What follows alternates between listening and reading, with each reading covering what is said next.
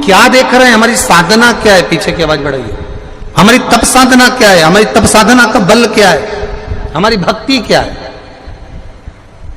शिव महापुराण की कथा कर रही है, ना आज के व्यक्ति से तप हो सकता है, ना साधना हो सकती है, ना कुछ हो सकता है, केवल एक कार्य हो सकता है, एक लोटा जल वो देवादिदेव महादेव को समर्पित कर सकता है। जब फुर्सत मिल जाए, जब आनंद मिल जाए, जब उसका चित्त लग जाए, जब उसकी वृत्ति, जब उसका मन लग जाए, जब उसका दिल महादेव से जुड़ जाए, जब यह मन लग जाए आपका एक लोटा जल चढ़ाने में, तो लगाओ, बड़े प्रसन्न होकर जीवन जियो।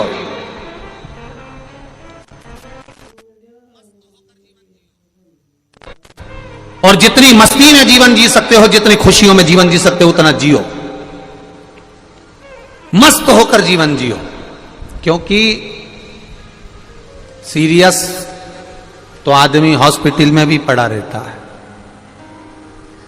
हॉस्पिटल में कोई मस्त नहीं पड़ा रहता, खुश होकर नहीं पड़ा रहता, मस्त होकर जीवन जियो।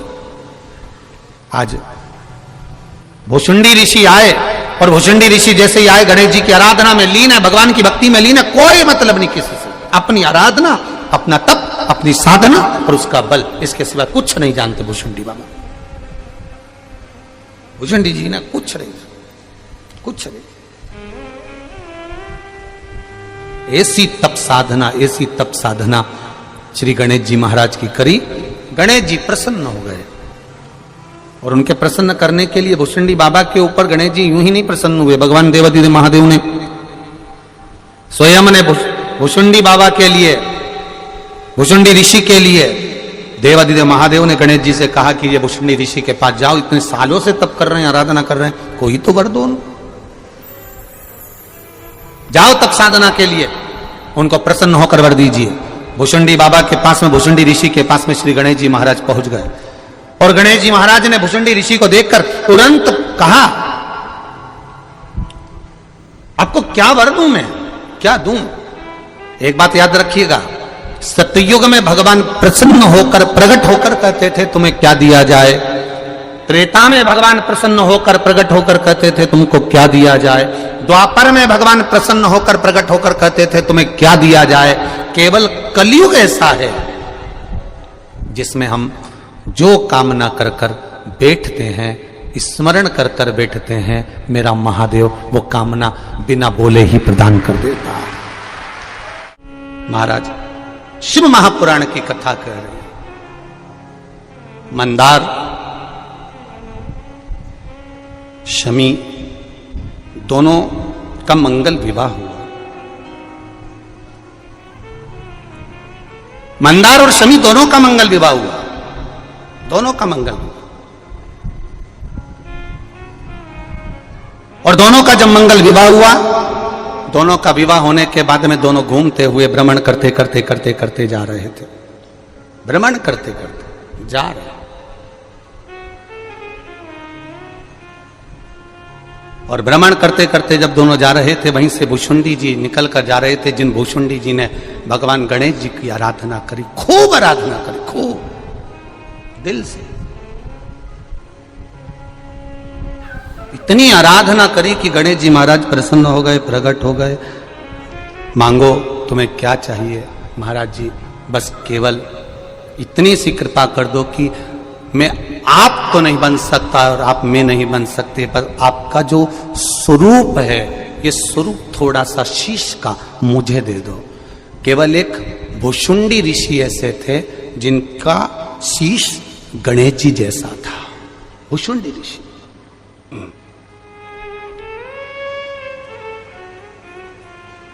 जिनका शीश गणेश जी जैसा था,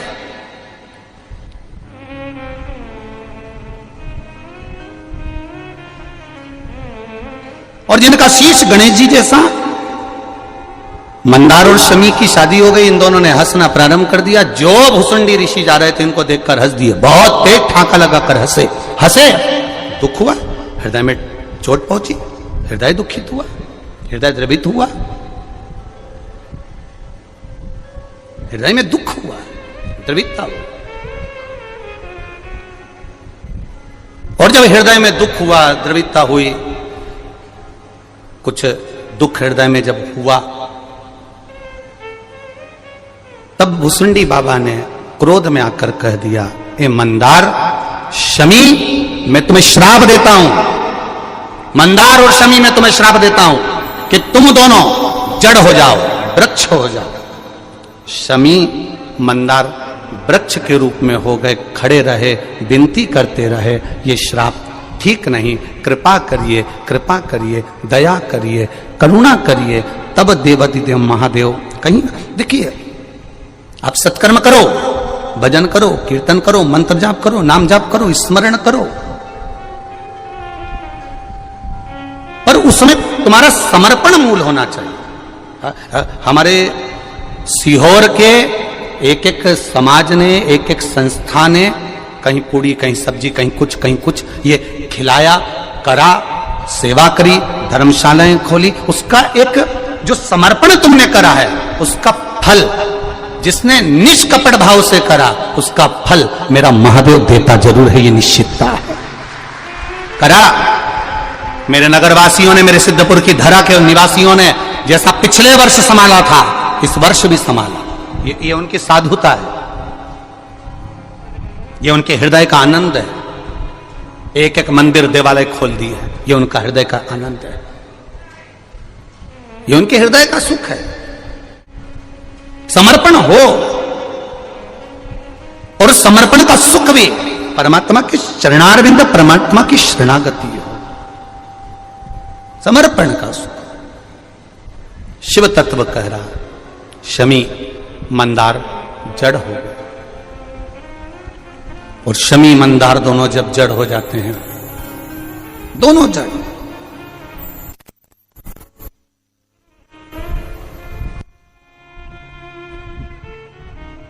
खड़े हैं, शिव स्तुति कर रहे हैं। किससे कहें?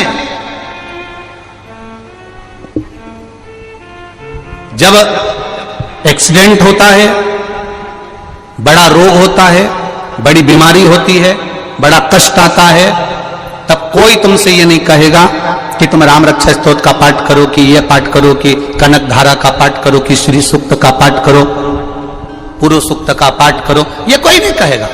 जब कष्ट बढ़ेगा, जब कष्ट होगा, कोई एक्सीडेंट हो गया, कोई रोग बढ़ गया, कोई समस्या आ गई, तब लोग एक ही बात कहेंगे। किसी भी विद्वान से पूछोगे तो वो कह देगा, महामृत्युंजय का पाठ करो, महामृत्युंजय का अनुष्ठान करो, महामृत्युंजय का जाप करिए, तब वो कहेगा।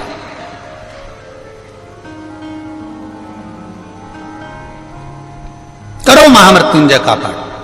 अब ये दोनों मंदार और शमी वृक्ष के रूप में हो गए, इनकी आंखों से आंसू बह रहा है, शिव आराधना में लगे हैं, शक्कर की आराधना। मंदार और शमी ने, दोनों ने मिलकर भगवान शिव की आराधना करी, और देवाधिदेव महादेव ने वर दे दिया, सुनो शमी और सुनो मंदार, यदि कोई भूल से भी आपकी पत्ती, आपका पुष्प मुझे समर्पित कर देगा, सुनो मंदार, सुनो शमी, अगर कोई भूल से भी आपकी पत्ती, आपका पुष्प मुझे समर्पित कर देगा, उसे हजारों अश्वमेध यज्ञ के स्नान का जो पुण्य होता है वो एक क्षण में प्राप्त हो जाए।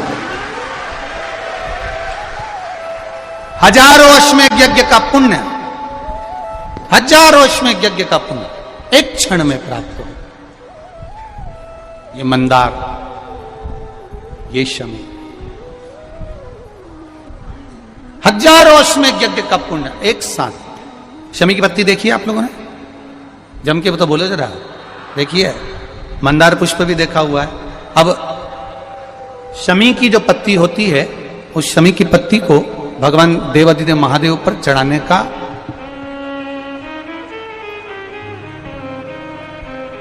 शमी की पत्ती जो होती है, उस शमी की पत्ती को चढ़ाने का एक नियम भी होता है। थोड़ा सावधानी से सुनना इस नियम को, जो आपके जीवन को सार्थक बना सकता है।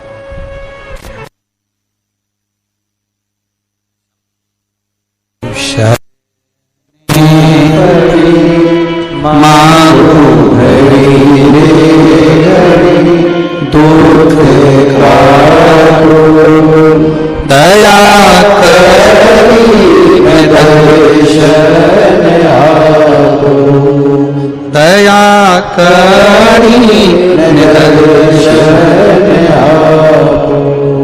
शमी की पत्री को चढ़ाने का एक नियम है, बड़ा सुंदर नियम, आपके जीवन में उतारने लायक।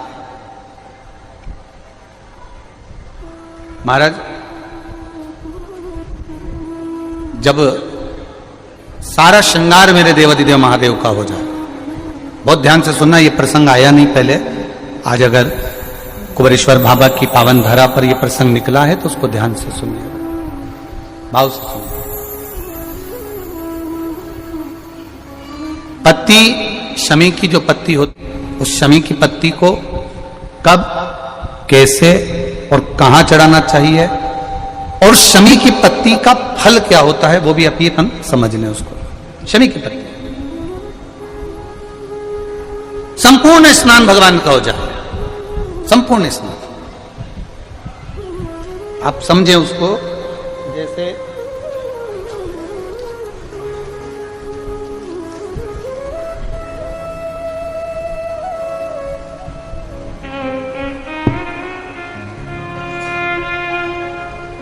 ये शिवलिंग है, जलाधारी, जल निकल कर जाने का स्थान, गणेश, कार्तिकेय, अशोक सुंदरी, जलाधारी मतलब माता पार्वती जी का हस्त कमल, शिवलिंग शिव का स्वरूप, ऊपर जो जलाधारी लगी है उसमें से एक एक बूंद जो पानी नीचे गिर रहा है, जो पानी नीचे गिर रहा है, शिव जी की बेटियां जया, विषहरा, शामली बारी, दौतली, देव, शिव जी की पुत्री बेटियां। अब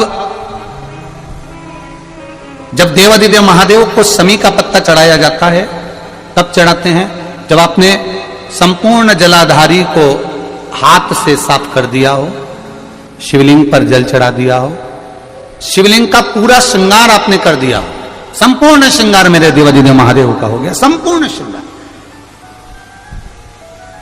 बाबा को चंदन का लेपन, अबीर, गुलाल, अक्षत, बेलपत्र, धतूरा, जो भी तुम्हें चढ़ाना है सब कुछ तुमने चढ़ा दिया, सारा श्रृंगार मेरे देवाधिदेव महादेव का हो गया। तब शमी की पत्ती को मां जगतजननी की जो जलाधारी है उस पर मात्र स्पर्श कराकर शिव के शिवलिंग पर आखिरी में समर्पित कर देना चाहिए, जिससे हमारी मन की जो कामना है वो मां जगतजननी देवाधिदेव महादेव से उनके कानों में श्रवण करा। शमी पत्र का एक बात और स्मरण में रहे, शमी पत्र की बहुत एक बात और अपने स्मरण में लीजिएगा। शमी पत्र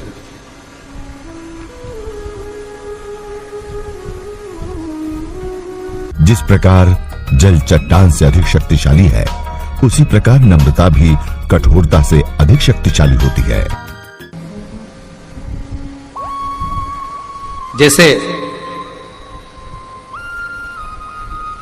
शिवलिंग, जलाधारी और स्थान, जब बहुत ज्यादा मात्रा में दरिद्रता होती है, बहुत ज्यादा मात्रा में बहुत कष्टमय जीवन, जैसे एक बहन ने अपने पत्र में लिखा है कि मैं हरियाणा साइड से आई हूं, उन्होंने अपने पत्र में लिखा है मेरे को मेरे टिकट करवाने का भी मेरे पास पैसा नहीं था। जिसने लिखा है अगर वो बैठी हो तो खड़ी भी हो सकती कि मेरे पास टिकट कराने का भी पैसा नहीं था और मेरे पास में कोई धन दौलत इतनी भी नहीं कि मैं आऊं। मेरे मायके वालों ने मेरी भक्ति को देखकर, एक कोई उनके परिचित जा रहे थे तो उनका टिकट कैंसिल हुआ तो मुझे यहां पर भेजा, मैं यहां आई।